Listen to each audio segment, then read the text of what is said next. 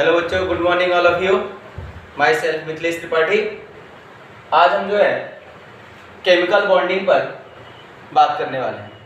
Chemical bonding chapter के बारे में जितने भी टॉपिक हैं, हर टॉपिक को हम लोग जो है 1 बाय 1 कवर करेंगे। एक एक टॉपिक को कवर किया जाएगा, अच्छे से एकदम बढ़िया तरीके से कवर करेंगे हम लोग, ठीक है। जहाँ पे आपको कोई समस्या हो आप जो है वहाँ पे हमसे पूछिएगा। तो केमिकल बॉन्डिंग, जबकि केमिकल बॉन्डिंग हमारा मोस्ट इंपॉर्टेंट चैप्टर है, इसको बैकबोन ऑफ केमिस्ट्री कहा जाता है और ये चैप्टर आपको अच्छे से आना चाहिए। ये चैप्टर अगर आपका अच्छे से तैयार है तो आप जो है किसी भी चैप्टर की प्रॉब्लम को आसानी से हैंडल कर सकते हैं, ठीक है। तो केमिकल बॉन्डिंग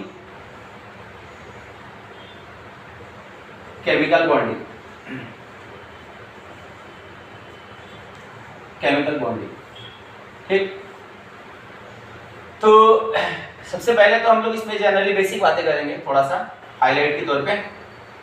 जैसे इसमें हम लोग बात करते हैं आयनिक बॉन्ड का, कि आयनिक बॉन्ड क्या है। अगर हम आपसे कहें कि आयनिक बॉन्ड क्या है तो आप क्या बताएंगे, आपका क्या आंसर होगा आयनिक बॉन्ड के बारे में। तो जनरली बच्चों का ये कहना होता है कि सर आयनिक बॉन्ड में इलेक्ट्रॉनों का ट्रांसफॉर्मेशन होता है, एक इलेक्ट्रॉन देता है और दूसरा इलेक्ट्रॉन लेता है। एक एटम इलेक्ट्रॉन को ट्रांसफर करता है, देता है और दूसरा लेता है, और इस लेन देन की प्रक्रिया के दौरान दोनों एटम अपने आप को स्टेबल करते हैं, ठीक। ये बात तो सही है कि सभी को स्टेबल होना है। भाई आप भी पढ़ रहे हैं तो आपको भी, आप किस लिए पढ़ते हैं, स्टेबल होने के लिए पढ़ रहे हैं, ठीक है, अच्छी बात है। तो जैसे कि हमने कहा कि सोडियम है, मेरा क्वेश्चन मार्क ये लग रहा है कि स्टेबल तो दोनों एटम, जैसे हमने NaCl की बात किया तो NaCl में आपने कहा कि Na, अब यहाँ पे सोडियम इलेक्ट्रॉन दे रहा है इसलिए पॉजिटिव हो गया, और क्लोरीन इलेक्ट्रॉन ले रहा है इसलिए नेगेटिव हो गया। ट्रांसफॉर्मेशन हुआ, सोडियम दिया और क्लोरीन लिया।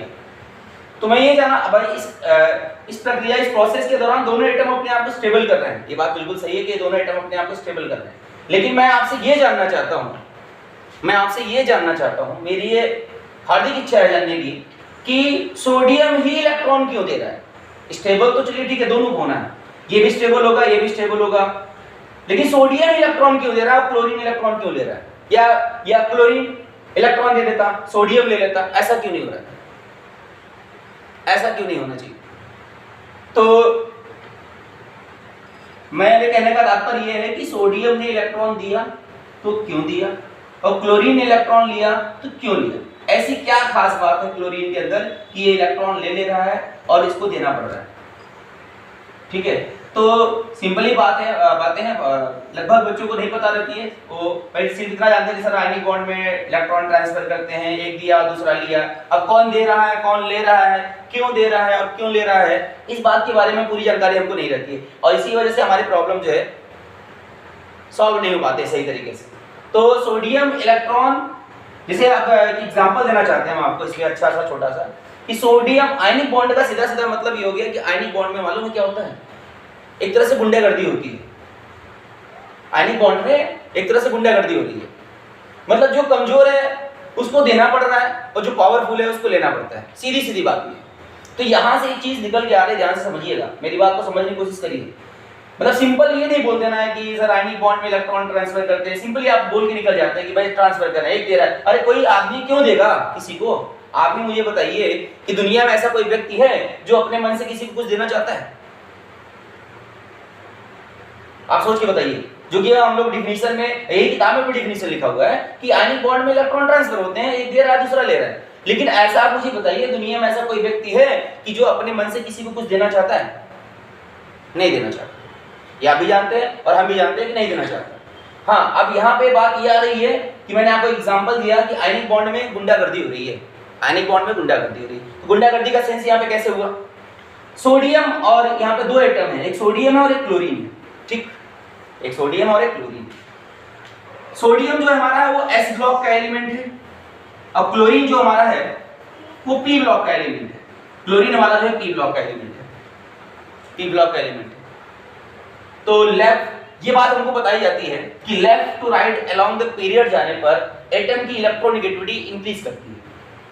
ये बात हमें पता होना चाहिए कि left to right along the period जाने पर एटम की इलेक्ट्रोनेगेटिविटी इंक्रीज करती है, और इलेक्ट्रोनेगेटिविटी इंक्रीज करने का मतलब ये होता है केमिस्ट्री में कि वो एटम दूसरे एटम से पावरफुल हो रहा है। वो एटम दूसरे एटम से पावरफुल हो रहा है। तो अब यहाँ पे बात ये हो रही है कि अब कहने का मेरा तात्पर्य ये है कि सोडियम ने अपनी स्वेच्छा से क्लोरीन को इलेक्ट्रॉन नहीं दिया है, इससे इलेक्ट्रॉन जबरदस्ती लिया गया है। अब इसे अपना वजूद बचाना है, अपने आप को स्टेबल रखना है, अपने वजूद को कायम रखना है, इसलिए ये क्या कर रहा है, इलेक्ट्रॉन दे रहा है। जैसे कि मान लीजिए कि हम रास्ते से जा रहे हैं, सपोज करिए मैं रास्ते से जा रहा हूँ और मेरे पास पैसे हैं, मोबाइल है, सब कुछ जेब में पड़े हुए हैं, कोई मुझसे किसी से मेरी मुलाकात होगी रास्ते में। अब उसने कहा कि भाई ऐसा करो कि जो भी आपके पास है ये मुझे दे दो,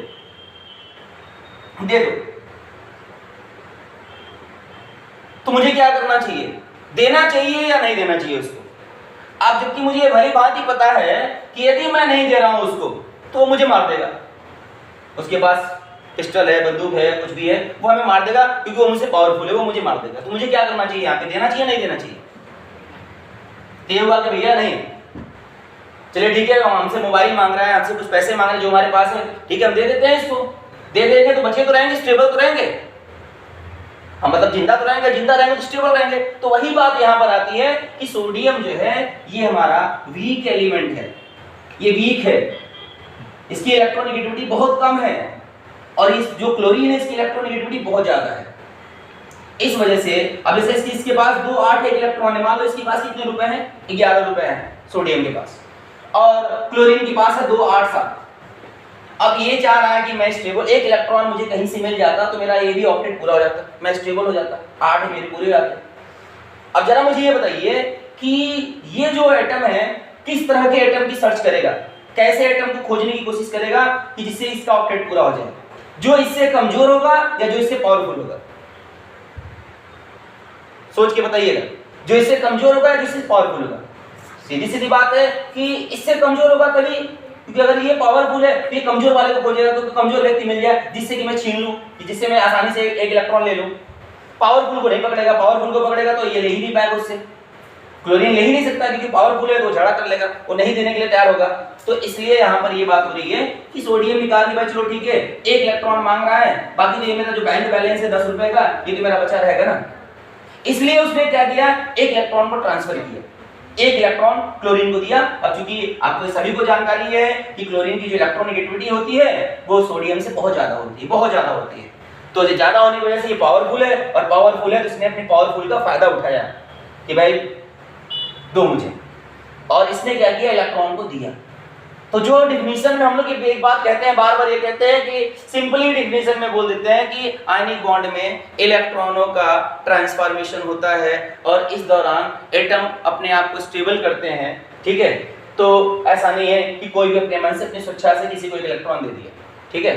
हाँ, अब ऐसा यहाँ पे जो सिचुएशन बन रही है तो हम ये कह सकते हैं कि आयनिक बॉन्ड का फॉर्मेशन उन दो एटम्स के बीच में होता है जिसमें एक एटम की इलेक्ट्रोनेगेटिविटी बहुत ज्यादा होती है और एक एटम जो है बहुत लेस इलेक्ट्रोनेगेटिव होता है, जैसा कि वो हम बोल सकते हैं कि वो इलेक्ट्रोपॉजिटिव नेचर का होता है, ठीक है। तो इस दौरान जो है ट्रांसफॉर्मेशन होता है। ठीक इसी प्रकार हम लोग कोवैलेंट बॉन्ड की बात करते हैं। अब अगर आपको ये बात पता लगे, अगर ये बात आपको पता लगे कि यहाँ पे ट्रांसफॉर्मेशन हो रहा है, तो आप सीधा दे सकते हैं, आप ऐसे भी कर सकते हैं कि दो डिफरेंट ब्लॉक एलिमेंट्स के बीच में बनने वाला बॉन्ड ऑलवेज आयनिक होता है। अगर हमें मान लीजिए अब क्वेश्चन आ गया कि which of the following compounds are ionic in nature, तो हम सिंपली हमें देखना है कि आप ये देखो कि इसमें जो एटम पार्टिसिपेट कर रहे हैं वो डिफरेंट ब्लॉक के हैं या नहीं। डिफरेंट ब्लॉक के अगर हैं तो आयनिक बॉन्ड होगा। तो दो डिफरेंट ब्लॉक एलिमेंट जब आपस में कंबाइन करेंगे, ध्यान रखिएगा, बिल्कुल इंपॉर्टेंट बात है ये, जब दो डिफरेंट ब्लॉक के एलिमेंट आपस में कंबाइन करते हैं तभी आयनिक बॉन्ड का फॉर्मेशन होता है, अन्यथा आयनिक बॉन्ड का फॉर्मेशन नहीं होता है, कभी नहीं होगा। जैसे हमने NaCl की बात किया तो NaCl में भाई Na जो है S ब्लॉक का है, Cl जो है P ब्लॉक का है, ये दो डिफरेंट ब्लॉक एलिमेंट हो गए। हमने MgCl2 की बात किया तो मैग्नीशियम हमारा S ब्लॉक हो गया, क्लोरीन मेरा P ब्लॉक हो गया, ठीक है। यहाँ पे डिफरेंट ब्लॉक एलिमेंट्स हो गए। ठीक इसी प्रकार से आप किसी को भी दे सकते हैं, कहीं भी दे सकते हैं, कैसा भी एग्जांपल हो, कहीं कोई प्रॉब्लम आने वाली नहीं। अगर आप एक छोटी सी बेसिक बात है आपको पता है तो, जैसे मान लो कि हमने किया MgO किया, हमने किया मैग्नीशियम ऑक्साइड किया, ठीक है। तो मैग्नीशियम ऑक्साइड, मैग्नीशियम हो गया आपका S ब्लॉक एलिमेंट, ऑक्सीजन हो गया आपका P ब्लॉक एलिमेंट। तो दो डिफरेंट ब्लॉक एलिमेंट्स के बीच में बनने वाला बॉन्ड ऑलवेज आयनिक होता है, हमेशा आयनिक होता है।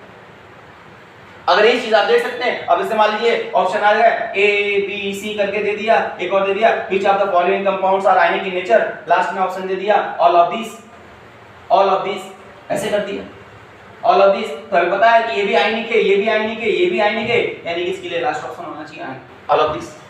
सिंपली हमने इसको देख लिया।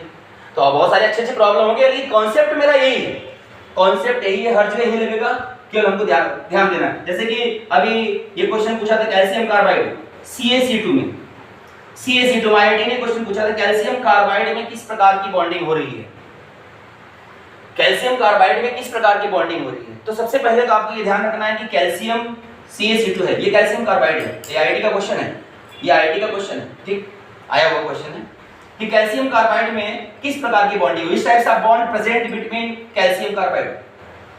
तो आप जनरली अगर आप ऐसे लिखें तो आपको ये पता है कि कैल्शियम कार्बाइड में कि जो कैल्शियम है वो S ब्लॉक एलिमेंट है, कार्बन जो है वो P ब्लॉक एलिमेंट है।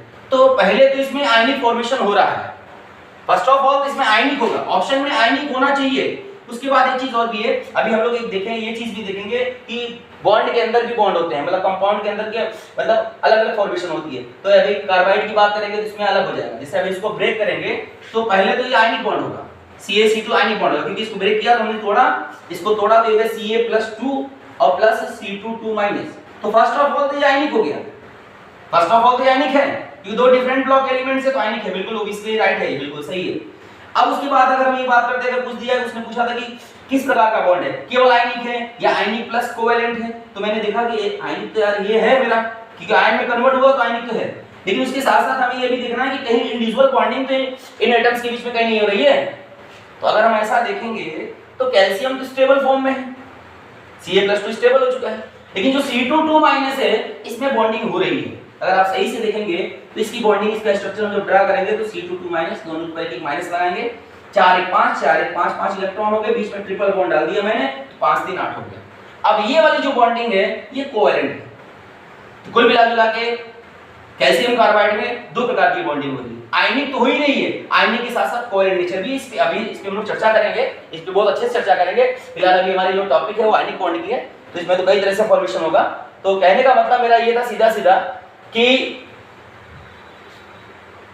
दो डिफरेंट ब्लॉक एलिमेंट यदि आपस में कंबाइन करेंगे बेटा तो आयनिक बॉन्ड का ही फॉर्मेशन होगा, दूसरा कहीं नहीं होगा, ठीक है। फिर उसके अंदर इंडिविजुअली भी हमें चेक करना होता है, ठीक है, तो हम लोग चेक करेंगे, अभी बहुत सारी चीजें हम लोग करेंगे। फिलहाल अभी आयनिक बॉन्ड की बात हो रही है, सिंपल जनरल बात हो रही थी कि आयनिक बॉन्ड किसे कहते हैं, जो हम लोग बात करते हैं transformation of electron, simply transformation of electron बोल के निकल जाते हैं, डेफिनेशन लिख लेते हैं।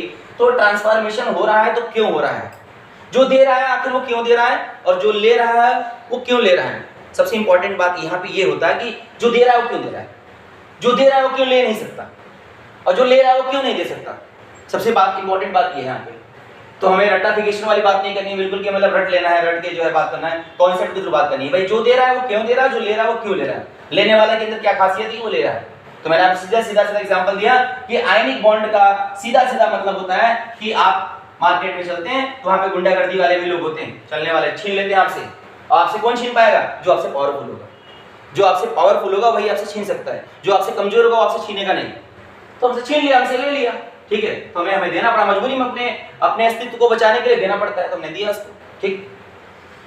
इसी प्रकार हम लोग बात करते हैं कोवेलेंट बॉन्ड की, ठीक है, थोड़ा बेसिकली हम लोग बात कर रहे हैं, अभी ऐसा नहीं है हम लोग बहुत डिटेल चलेंगे, बहुत ज्यादा डिटेल चलेंगे, इतना डिटेल चलेंगे कि एक प्रॉब्लम आपका टॉपिक से रिलेटेड हो जाएगा, कोई भी प्रॉब्लम बचेगा नहीं, कहीं भी कोई समस्या नहीं आने वाली है, लेकिन आपको थोड़ा सा ध्यान देना है, बिल्कुल ध्यान देना है। चलिए ठीक है, हम लोग कोवेलेंट की बात करते हैं।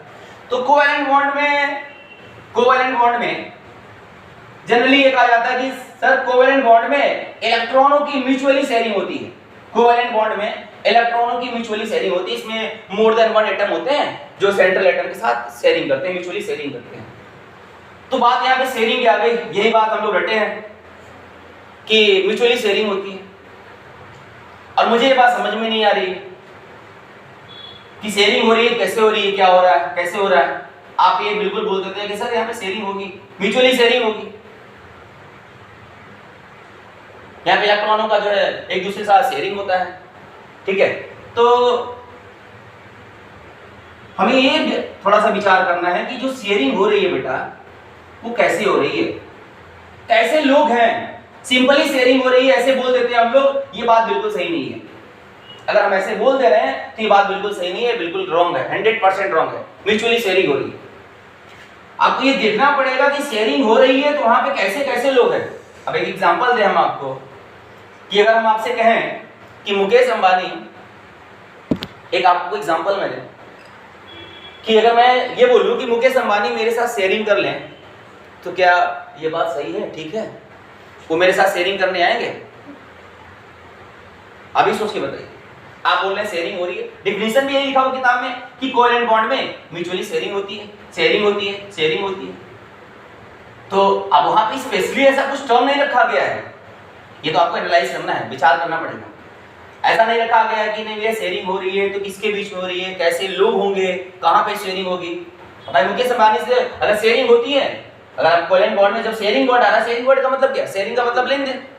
भाई हमने आपसे लिया और आप भी हमसे ले रहे हैं, हमारा आपका कम्युनिकेशन बना हुआ है, तो फिर कहीं भी हो सकता है शेयरिंग। तो आप बोल दीजिए कि फिर हम तो यही कह रहे हैं कि फिर मेरी शेयरिंग जो है, आप मिथिलेश त्रिपाठी की शेयरिंग मुकेश अंबानी के साथ करा दो। क्या संभव है वो मेरे साथ शेयरिंग करने के लिए तैयार होंगे? नहीं तैयार होंगे। लेकिन यदि मुकेश अंबानी को कह दिया जाए कि टाटा के साथ शेयरिंग करना है, तो क्या वो शेयरिंग के लिए तैयार होंगे कि नहीं होंगे? आप ही बताइए। बिल्कुल तैयार होंगे। तो यहां से एक कंक्लूजन निकल के आ रहा है, थोड़ा ध्यान रखिए, मेरी बातों को समझने की कोशिश करिए, मैं कहना क्या चाह रहा हूं। यहां से कंक्लूजन निकल के आ रहा है कि शेयरिंग जो होती है ना बेटा, वो हमेशा अपने से बराबर के लोगों के बीच में होती है, अपने से बराबर के लोगों के बीच में होती है। शेयरिंग हमेशा अपने से बराबर के लोगों के बीच में होती है। अब यहाँ पे केमिस्ट्री में हम लोग कैसे बात करेंगे, पहले तो आप ऐसे समझिए, फिर केमिस्ट्री में हम लोग आते हैं। हमेशा अपने से बराबर के लोगों के बीच में थोड़ा बहुत अंतर चलेगा, थोड़ी बहुत डिफरेंस चलेगी, लेकिन बहुत ज्यादा अंतर नहीं चलेगा। अब जैसे कि मान लीजिए 1 करोड़ का इन्वेस्टमेंट करना है, 1 करोड़ का इन्वेस्टमेंट करना है,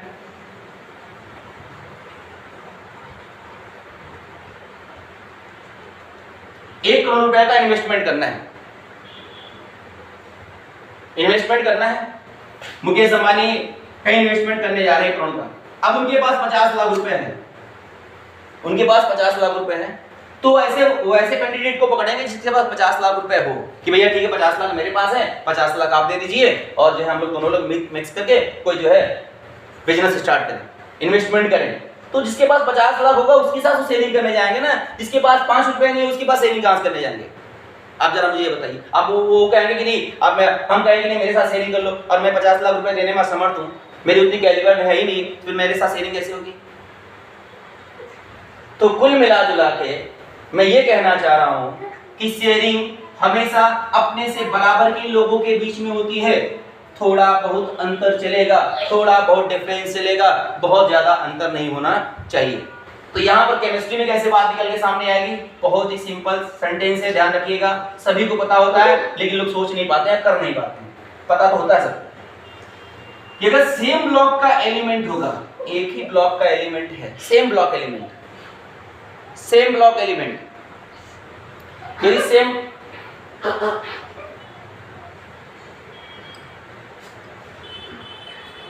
ब्लॉक एलिमेंट अगर है तो उसके बीच में जो है शेयरिंग होगी, 100% शेयरिंग होगी। जैसे हमने क्या किया, CO2 है कार्बन डाइऑक्साइड, NH3 है अमोनिया है, ठीक है, H2SO4 है सल्फर डाइऑक्साइड है, HNO3 है नाइट्रिक एसिड है। तो आपने ये देखा कि यहाँ पे जो भी एटम है पार्टिसिपेट करके कंपाउंड का फॉर्मेशन कर रहे हैं, वो लगभग एक ही ब्लॉक के हैं। जैसे कार्बन भी P ब्लॉक का है, ऑक्सीजन भी P ब्लॉक का है, नाइट्रोजन भी P ब्लॉक का है, और हाइड्रोजन भी आपका P ब्लॉक में ही आता है। ऐसी बात नहीं कि हाइड्रोजन S ब्लॉक में भी हाइड्रोजन है और P ब्लॉक में भी हाइड्रोजन को रखा गया है, P ब्लॉक में भी हाइड्रोजन को रखा गया है, ध्यान रखिएगा एकदम बिल्कुल, P ब्लॉक में भी हाइड्रोजन को रखा गया है। सारी बातें हम लोग करेंगे जब वहां पे आएंगे। फिलहाल और ये भी बता दें आपको, हाइड्रोजन की जो इलेक्ट्रोनेगेटिविटी होती है वो हाइड्रोजन फैमिली से बड़ी नजदीक मैच करती है। तो आप ऐसा नहीं कि इसको जो है इस ब्लॉक में मानेंगे। हाँ, इसके बारे में हाइड्रोजन चैप्टर है, उसके बारे में हम डिटेल बात करते हैं, लेकिन फिलहाल अभी आप ये समझो, ठीक है। तो अगर सेम ब्लॉक एलिमेंट्स है, सेम ब्लॉक एलिमेंट है, तो उनके बीच में कोवैलेंट बॉन्ड का फॉर्मेशन होगा, क्योंकि सेम ब्लॉक एलिमेंट है। इनकी जो इलेक्ट्रोनेगेटिविटी होगी वो लगभग बराबर होगी। भाई कार्बन की इलेक्ट्रोनेगेटिविटी ऑक्सीजन से बहुत ज़्यादा नहीं होती है, थोड़ा सा डिफरेंस होता है, ऑक्सीजन की थोड़ी सी ज़्यादा होती है, कार्बन की थोड़ी सी कम होती है, उससे ज़्यादा थोड़ी सी नाइट्रोजन की होती है, उससे ज़्यादा थोड़ी सी ऑक्सीजन की होती है, उससे ज़्यादा थोड़ी सी फ्लोरीन की होती है। ये बहुत ज़्यादा डिफरेंस नहीं होता है कि बहुत ज़्यादा डिफरेंस है, ठीक है ना। तो थोड़ा बहुत अंदर चलेगा, थोड़ा बहुत अंदर चलेगा, लेकिन बहुत ज़्यादा अंदर नहीं चलेगा। तो मैंने आपसे यही बात कहा, सिंपल 100 की सीधी एक बात आप एक मतलब 100% दिमाग बना कर रखिए कि अगर सेम ब्लॉक एलिमेंट है तो 99% जो केस बनेगा वो कोवेलेंट बॉन्ड का फॉर्मेशन होगा। 1% एक्सेप्शनल चीजें होती हैं, उस पर हम लोग बात करेंगे, ठीक है, लेकिन 99% जो केस बनता है वो कोवेलेंट बॉन्ड का ही बनेगा। तब जब एक ही ब्लॉक के एलिमेंट्स होंगे, तब बात समझ में आ रही है मेरी। तो सेम ब्लॉक एलिमेंट्स के बीच में बनने वाला बॉन्ड हमेशा जो है वो कोवेलेंट नेचर का होता है, ठीक। तो हमें कोई प्रॉब्लम नहीं है, H2SO4 है, मुझे